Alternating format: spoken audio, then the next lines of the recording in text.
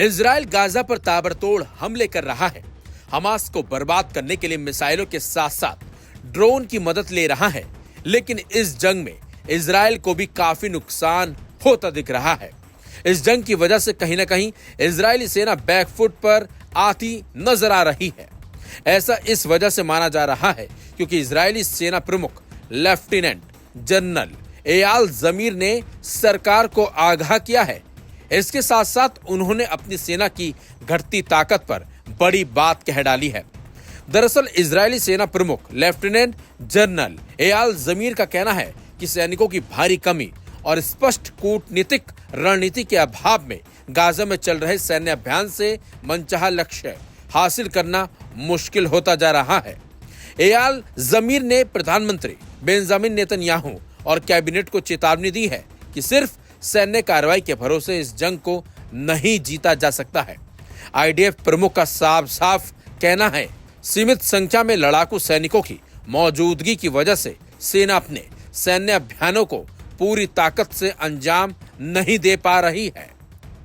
General एयाल जमीर की इस चिंता की पुष्टि एक सीनियर अधिकारी ने भी की है, जिन्होंने कहा कि जमीर कुछ बड़ा चढ़ाकर नहीं कह रहे हैं, बल्कि सरकार को अभी कुछ कल्पनाएं छोड़ने की सलाह दे रहे हैं। सूत्रों के मुताबिक जमीर की इस चेतावनी से साफ है कि वर्तमान स्थिति में इजराइल अपनी मूल योजनाओं के मुताबिक आगे नहीं बढ़ पा रहा है। सैनिकों की कमी के चलते सेना ने अपने कुछ अभियानों का स्तर भी कम कर दिया है, जिसमें मिनी ओरानिम नाम की रणनीति भी शामिल है। मिनी ओरानिम एक सीमित सैन्य अभियान है जिसे आईडीएफ इस समय गाजा में लागू कर रहा है। इसका मकसद गाजा सीमा के पास एक बफर जोन तैयार करना और हमास पर दबाव बनाकर बंधकों की रिहाई या फिर किसी बेहतर समझौते की दिशा में बढ़ना है। यह रणनीति पूर्ण जमीनी हमले से अलग है, जिसमें कम सैनिकों की तैनाती के साथ विशेष लक्ष्यों को निशाना बनाया जाता है। ये योजना फिलहाल आईडीएफ के लिए एक बैलेंस बनाने की एक कोशिश है कि सैन्य दबाव बनाए रखना, लेकिन बड़े पैमाने पर संसाधनों की मांग से बचना है। इसके अलावा आईडीएफ प्रमुख ने यह भी कहा है कि गाजा पर फिर से पूरा कंट्रोल पाने में कई महीने या फिर शायद साल लग सकते हैं। इस दौरान हजारों रिजर्व सैनिकों की जरूरत पड़ेगी। साथ ही उन्होंने बताया कि सेना फिलहाल पहले कार्रवाई बाद में बयान की रणनीति अपना रही है, ताकि हमास को इजराइल की योजनाओं की भनक तक ना लगे। उन्होंने सरकार को ईरान और लेबनान की ओर से संभावित खतरों और सैन्य उपकरणों की कमी को लेकर भी चेताया है। ऐसे में सवाल उठता है कि आखिर इजराइल की इस पर क्या रणनीति रहेगी।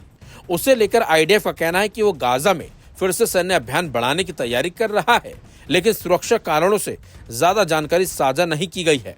वहीं जमीर ने इस बात को भी माना है कि हमास अब तक पूरी तरह से हारा नहीं है, जिससे इजराइल की तरफ से चलाए जा रहे इस पूरे अभियान पर कहीं ना कहीं सवाल जरूर खड़े हो रहे हैं।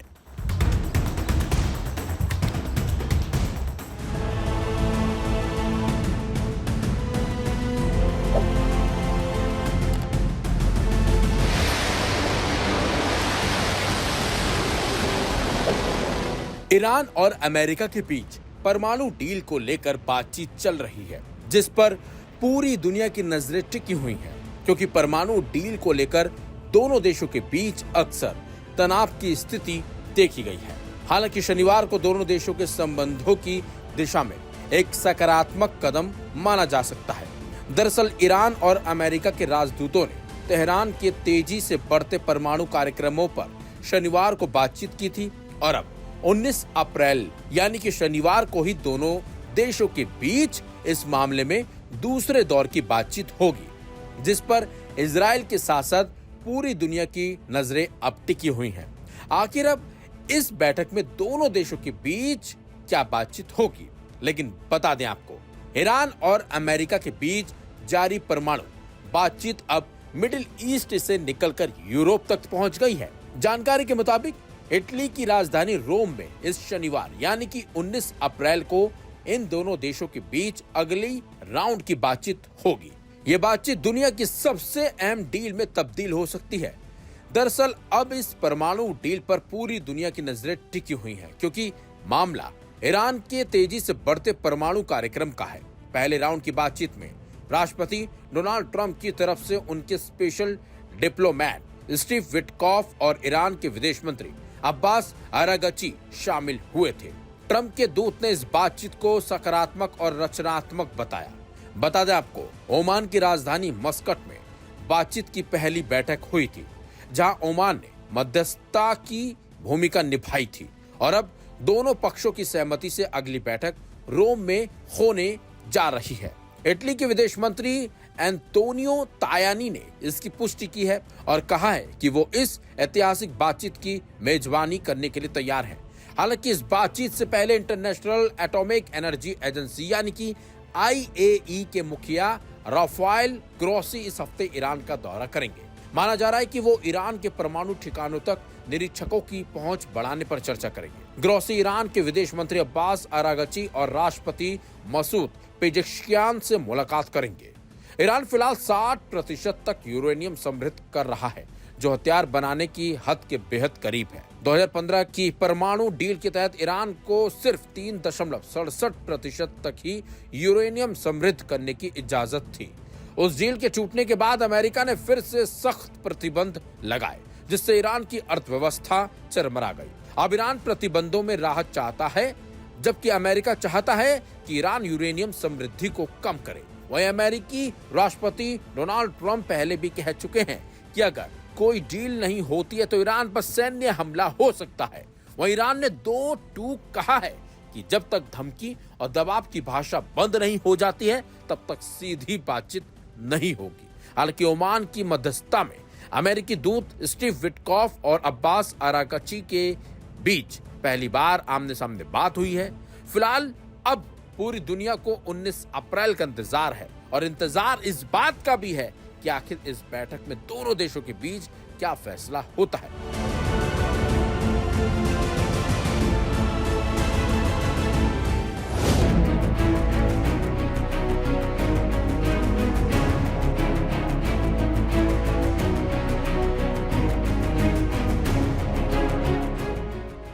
ईरान और अमेरिका के बीच न्यूक्लियर प्रोजेक्ट को लेकर बातचीत का पहला दौर तो ओमान में पॉजिटिव रहा।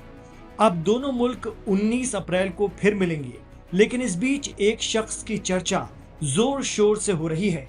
वो शख्स जो ईरान के सुप्रीम लीडर या रहबर मुअज्जम का बेहद करीबी है, वो शख्स जिसे इस पूरी बातचीत को डील करने और ईरान का मौकिफ रखने की जिम्मेदारी मिली है।